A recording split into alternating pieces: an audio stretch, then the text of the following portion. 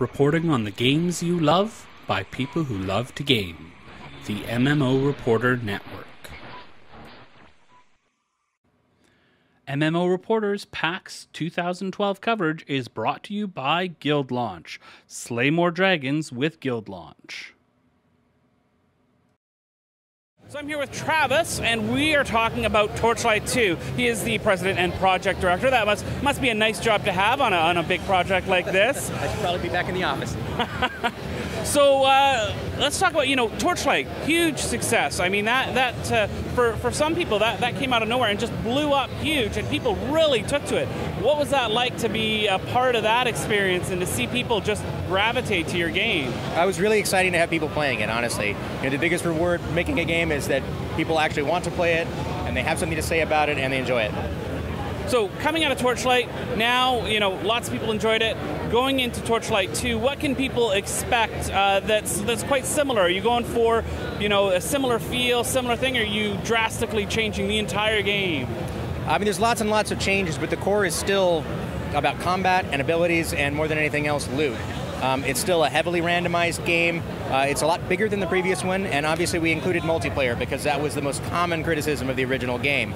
But I don't think you're going to feel uncomfortable playing the game. There's been lots of polish and convenience features added to make it a faster and more enjoyable game to play, and there's a ton more content than in the original.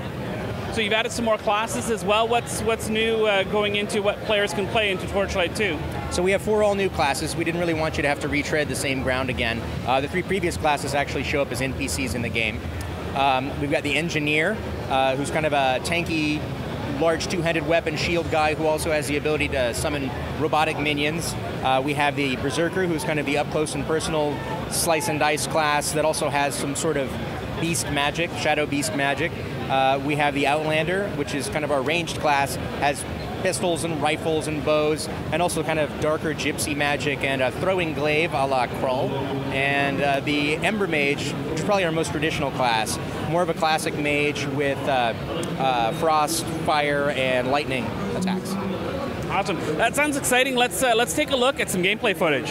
Sounds good. Hi there. So here we are at PAX. We're showing Torchlight 2.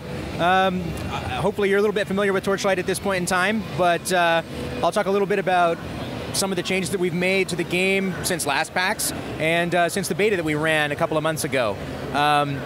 Game's coming out in 3 weeks now on September 20th. 3 very, very short weeks, at least from our perspective. And we've got people here playing the Engineer and the Outlander class. Now we're in the second zone of the game, the second act. This is right at the beginning of it. We're heading out into an area called the Ossian Wastes. Let's see, what are we using here?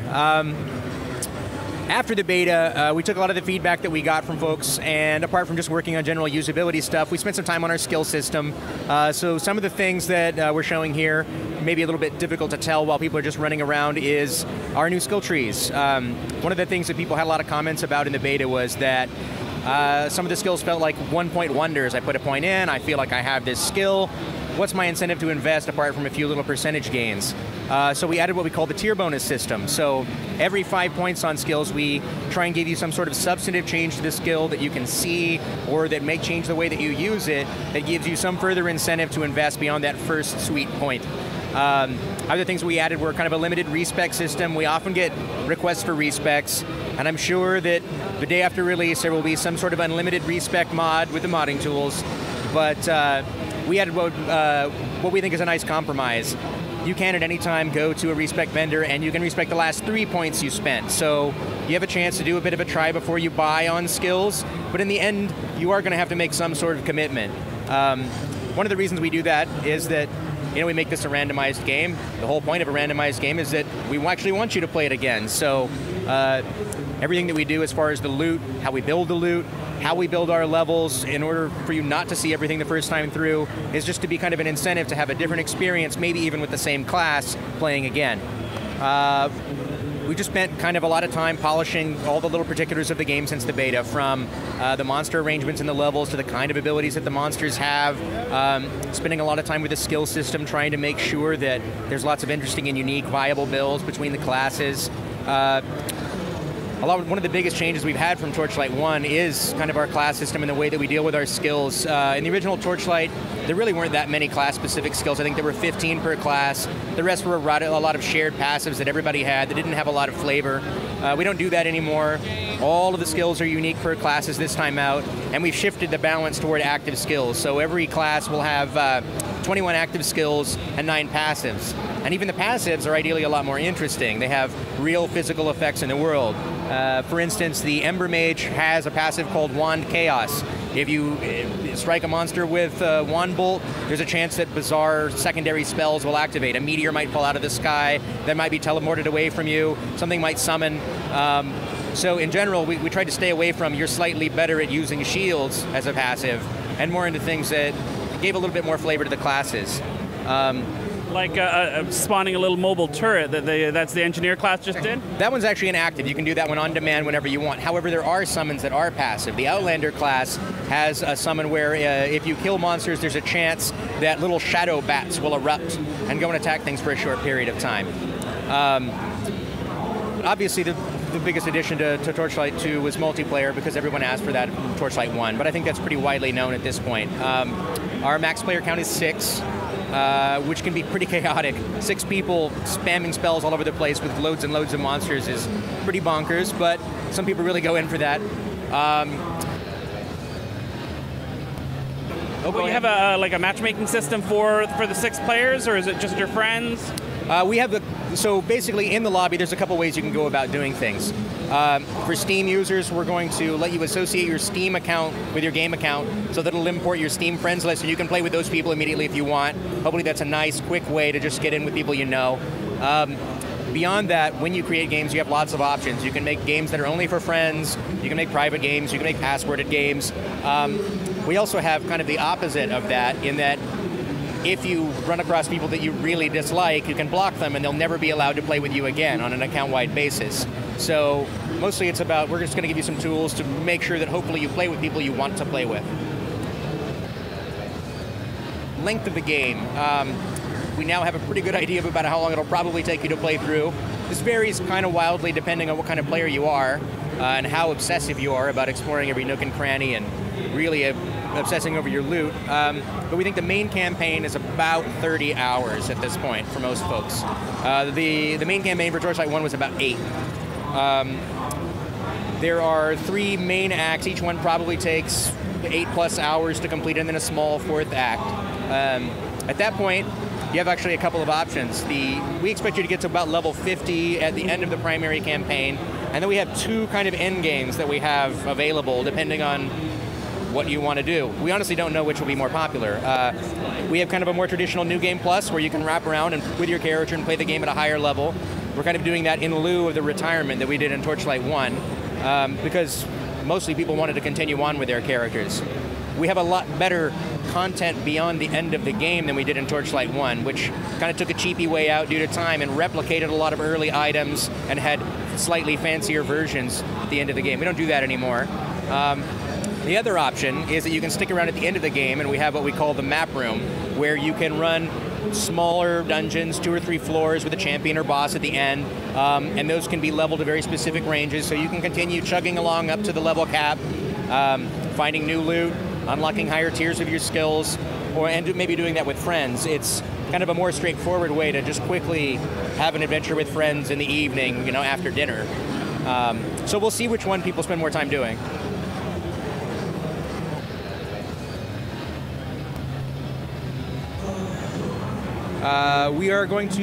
Obviously we're going to be releasing our mod tools again. We don't have a specific announced date for that yet. It'll be after the release of the game, depending on what we're doing post-release. We are planning to use Steam Workshop, so ideally, compared to Torchlight 1, you'll have a much more straightforward way to go ahead and get mods and get the ones that your friends are playing.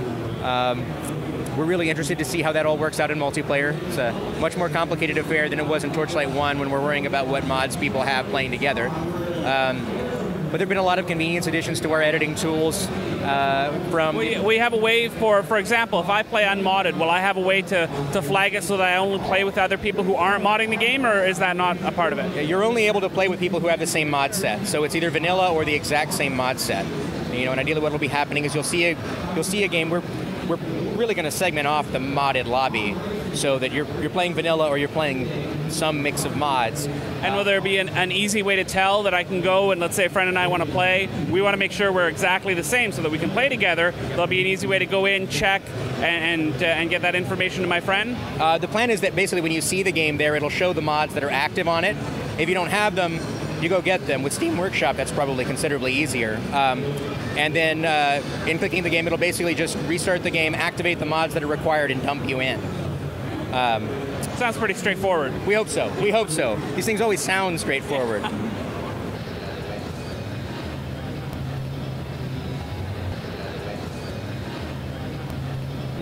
Obviously, the pet system is still in Torchlight 2. We have a lot more default pets that you can grab at the beginning of the game. There have been a few other additions. In addition to sending your pet back to town to sell your loot for you, you can also send them with a shopping list so they can come back with scrolls or potions or other junk that you need. They've got a couple more spell slots, so you can load them up with a few more abilities if you like. We've still got fishing as a means for getting objects to transform your pet into other creatures which have different abilities. For people who really hate fishing, we added dynamite fishing so you can just blow the damn things up and be done with the fishing holes if that's not your bag. Overall, we've just tried to improve everything we could in the game, from making sure that we had keybinds available and not in really clunky format, to adding abilities to filter what loot is available on screen so that you don't have to look at stuff you don't want. We have a full trade system for other characters. You can inspect loads of ridiculous emotes. Still sells for $20. We hope that people feel like they got their money's worth. Well, the game looks awesome. I'm really looking forward to it. I think for me, from what I can see, the engineer is going to be the class for me, because as we were watching there and he spawns that little robotic turret that's scurrying around, that just looks like fun. For you, you know, you go home at the end of the day, you've been working on the game all day. What do you like to jump in game and play? It's going to be the Berserker. Yeah. I got to smash things, and I love having the claws. Yeah. I really like the punchiness of that, and exploding monsters is very, very satisfying. I bet. So, just recently, release date announced. You know, for anybody who hasn't heard, what's our release date? The release date's September 20th, just 3 weeks from now. So we're all gunning, working late hours. We'll make sure it's ready for you. Super exciting. You're going to be able to find it, you were mentioning before, Steam, right? You're going to have some good integration with Steam and some other products as well. Really interesting to see as well, like you were talking about, the integration with Steamworks for the modding community and how that's going to work. Do you play with a lot of mods, or you like to play it pretty vanilla and straightforward? I love to check out mods. I usually don't play them for an extended period of time, but I love to try them out, kind of dip my toe in. Awesome. Well, thanks so much for showing us the game. Really looking forward to release. It's going to be a lot of fun from what I can see here, so thanks a lot. You bet. Thank you.